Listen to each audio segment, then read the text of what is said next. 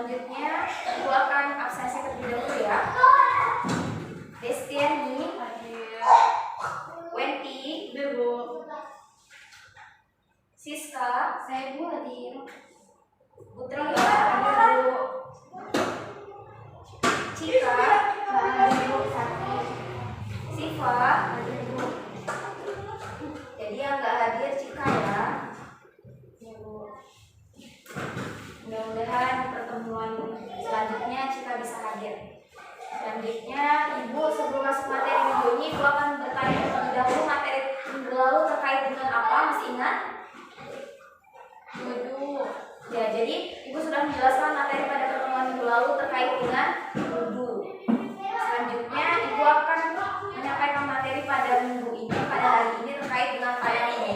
Jadi wudu dan tayamum itu merupakan satu bab ya, membahas tentang toharoh bersuci, masih terkait dengan toharoh bersuci.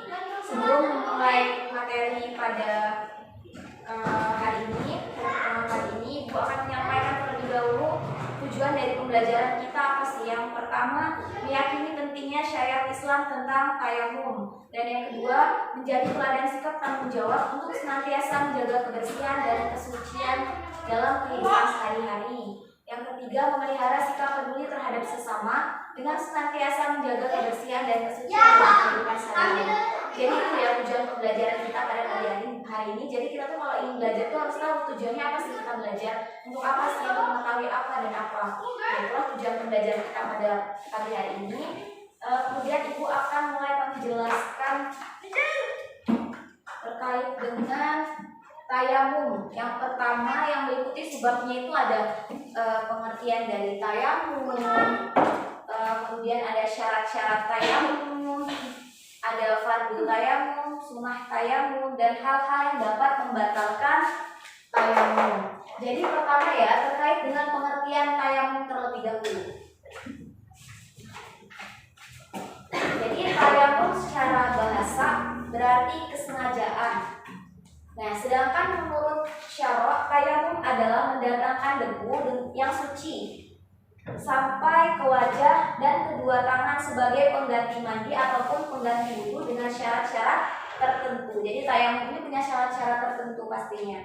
Selanjutnya kita perlu mengetahui apa sih dalil tayamum itu terdapat dalam Quran surah apa sih. Jadi dalil tayamum ini ada di dalam Quran surah Al-Maidah ayat 6. Ibu meminta salah satu siswa untuk membacakan dalilnya beserta artinya. Putri ya, tolong bacakan Quran surah Al-Maidah ayat 6 beserta artinya ya. Baik Bu.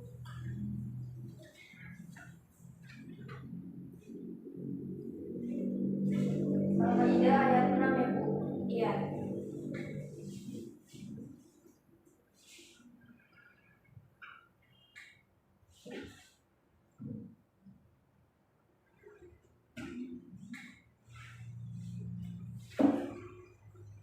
A'udzu billahi minasyaitonir rajim. Bismillahirrahmanirrahim.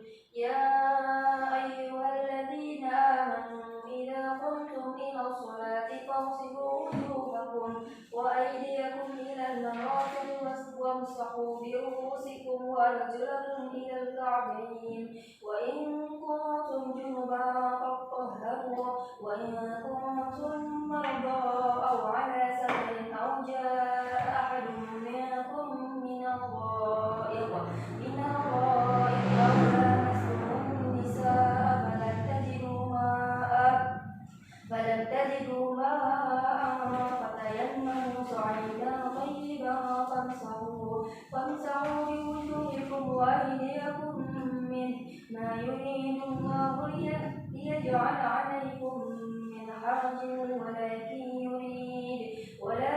yuridu liyutahhirakum wa liyutimma ni'matahu 'alaykum la'allakum tashkurun. Artinya, wahai orang-orang yang beriman, apabila kamu hendak melaksanakan sholat, maka basuhlah wajahmu dan tanganmu sampai ke siku, dan sapulah kepalamu dan basuh kedua kakimu sampai kedua mata kaki. Jika kamu junub, maka mandilah, dan jika kamu sakit atau dalam perjalanan atau kembali dari tempat tempat buang air kampus atau menyentuh perempuan, maka jika kamu tidak memperoleh air, maka bertayamumlah dengan debu yang baik atau suci. Usaplah wajahmu dan tanganmu dengan debu itu. Allah tidak ingin menyulitkan kamu, tetapi Dia hendak membersihkan kamu dan menyempurnakan nikmatnya bagimu agar kamu bersyukur. Iya, terima kasih ya.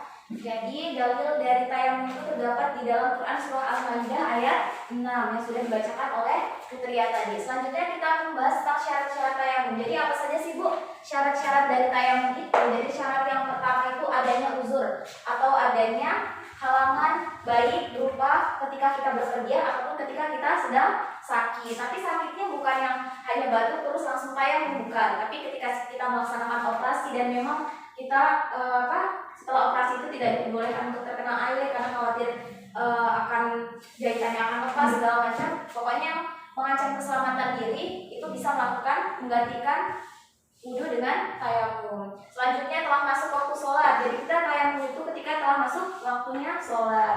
Selanjutnya kita itu harus mencari air terlebih dahulu. Jangan tiba-tiba udahlah tayamum aja meskipun ada air kita tayamum, itu nggak boleh, maka tayamumnya batal. Jadi kita harus usaha semaksimal mungkin untuk mendapatkan air. Kalau sudah tidak dapat air, benar-benar tidak ada langkah lain dengan cara lain, ya kita boleh melakukannya dengan tayamum daripada kita tidak melaksanakan sholat.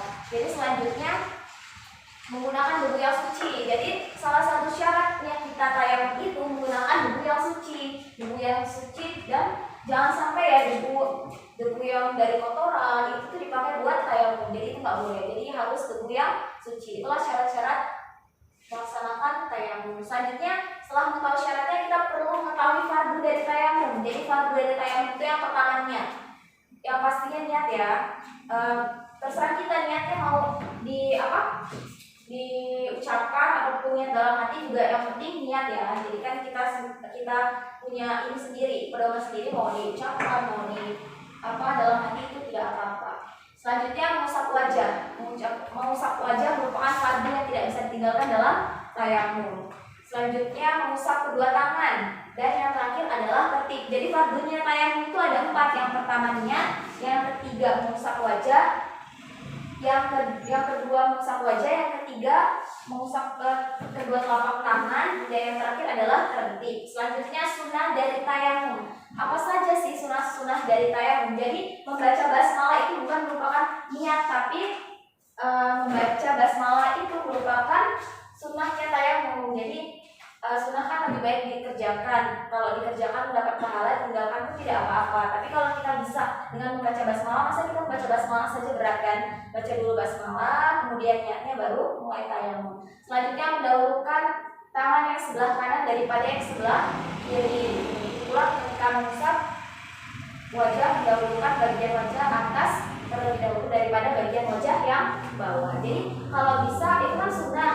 Kalau bisa dari atas ke bawah, kenapa harus dari bawah ke atas gitu? Kalau bisa dari kanan ke kiri, kenapa harus dari kiri ke kanan? Selanjutnya terus menerus dengan segera mengalah, atau kata lain itu malah ya.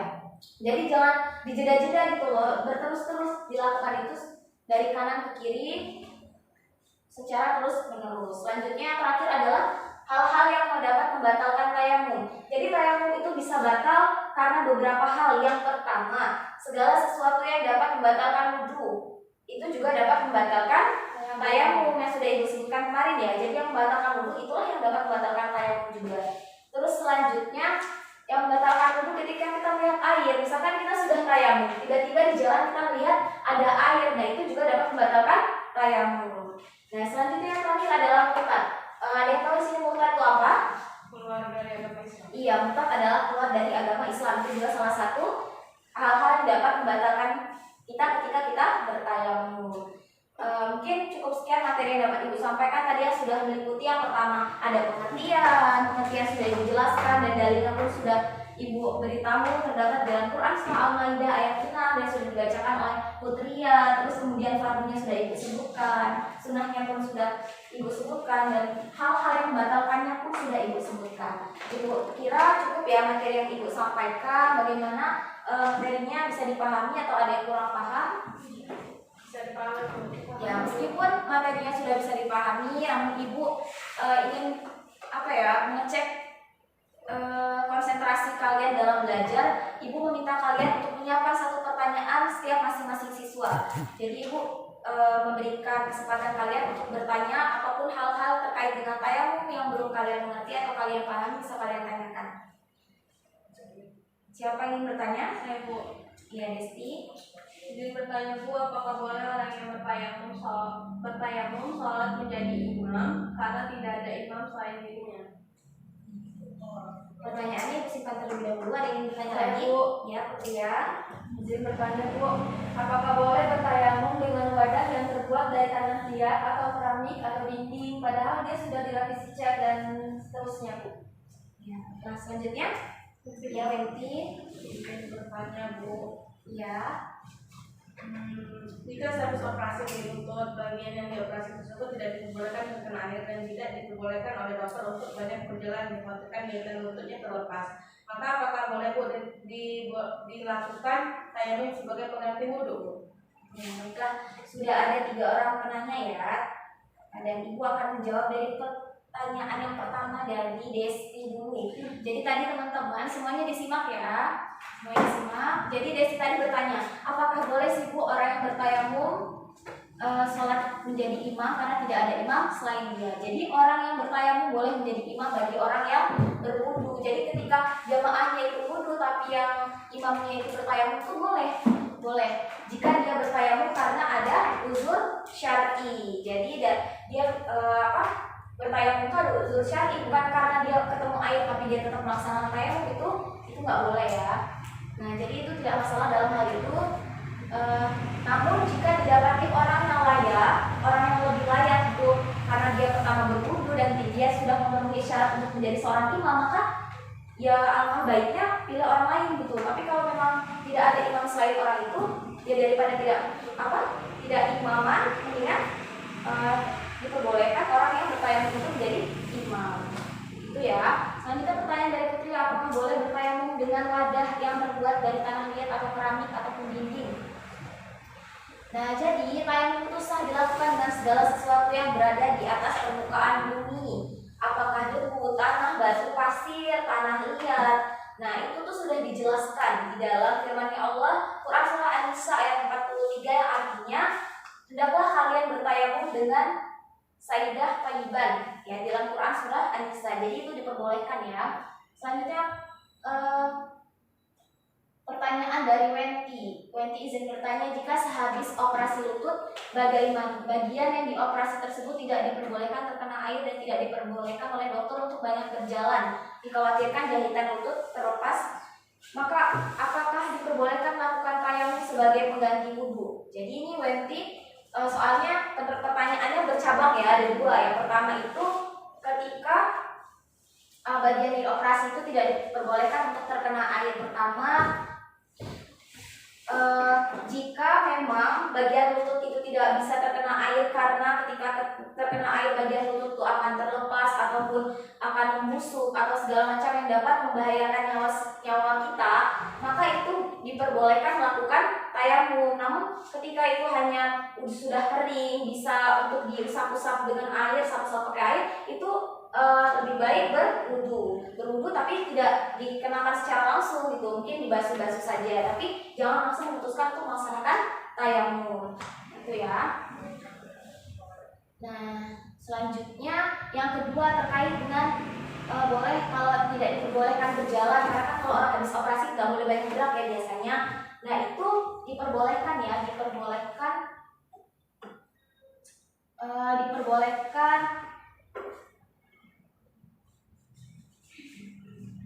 diperbolehkan dia nggak kamar mandi, dia nggak bisa kamar mandi tuh karena khawatir jahitannya lepas segala macam ya. Itu diperbolehkan kita melaksanakan tayamum di tempat kita berbaring gitu kan, kita dirawat, itu disitulah kita melaksanakan tayamum. Biasa kan kita berbaring di rumah sakit itu di kanan kanan kita kan ada tembok tuh, pasti ada debu sih, nggak mungkin kan dia temboknya itu bersih, murni bersih, itu kan pasti ada lah debu sedikit. Nah, situ kita bisa melaksanakan tayamum. Jadi tidak ada alasan kita meninggalkan sholat karena sakit segala macam ya, kecuali kita sudah mati baru kita berhenti untuk sholat. Nah, mungkin materi terkait dengan tayamum pada hari ini sudah Ibu cukupkan dan pertanyaan dari teman-teman pun sudah Ibu jawab. sebelum menutup pembelajaran pada hari ini, Ibu akan memberikan tugas kalian di rumah untuk mempraktikkan tayamum. Itu dipraktikannya minggu depan. Ibu ingin setiap siswa mempraktikannya masing-masing secara individu, dan itu akan Ibu jadikan salah satu penilaian ujian tengah semester yang akan kita laksanakan 2 minggu ke depan. Jadi Ibu mohon kalian benar-benar ya di rumah itu dipelajari terkait dengan tayamum, semuanya itu diperhatikan ya. Besok kita akan melaksanakan praktik individu satu orang ya. Dan selanjutnya Ibu mengucapkan terima kasih atas partisipasi anak-anak semua dalam mempelajari pelajaran Ibu di pagi hari ini yang sangat semangat, antusias sekali. Ibu mengucapkan terima kasih. Selanjutnya Ibu minta satu orang siswa untuk memimpin doa. Baiklah, untuk mengirim ibadah kita pada siang hari ini, mari kita membaca doa mulai. Doa selesai. Baiklah, mungkin cukup sekian materi yang dapat disampaikan. Kalau ada lebihnya Ibu mohon maaf dan ada mohon ampun. Ibu tutup dengan doa kafaratul majelis. Subhanallah wa bihamdika, asyhadu an la ilaha illa anta, astaghfiruka wa atubu ilaik. Assalamualaikum warahmatullahi wabarakatuh. Waalaikumsalam warahmatullahi wabarakatuh.